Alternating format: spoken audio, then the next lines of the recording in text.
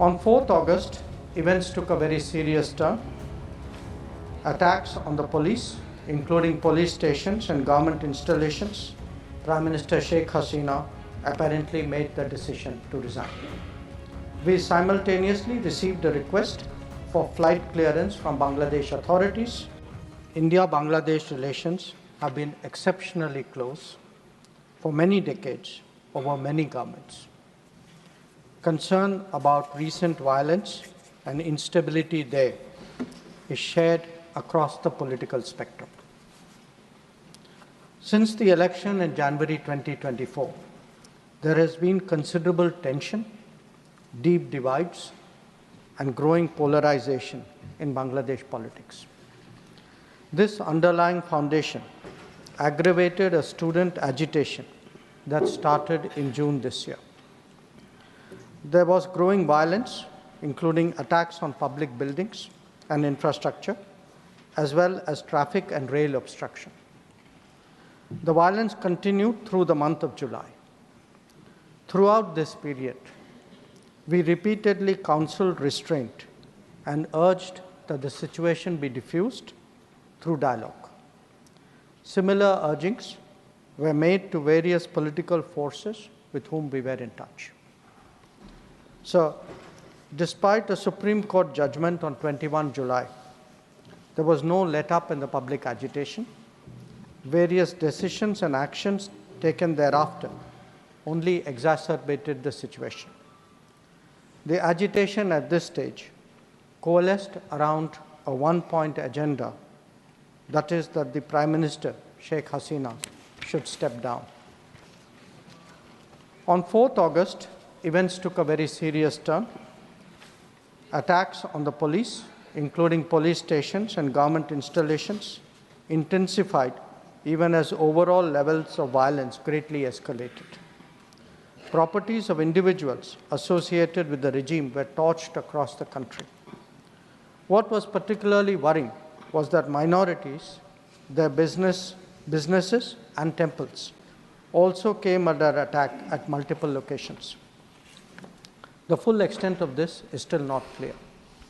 Sir, on 5th August, demonstrators converged in Dhaka despite the curfew. Our understanding is that after a meeting with leaders of the security establishment, Prime Minister Sheikh Hasina apparently made the decision to resign. At very short notice, she requested approval to come for the moment to India.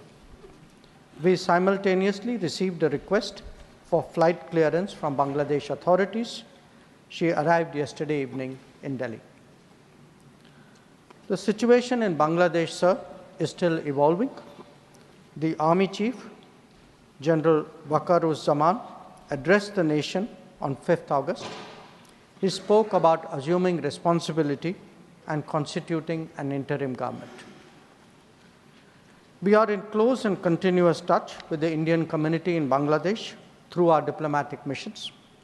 There are an estimated 19,000 Indian nationals there, of which about 9,000 are students.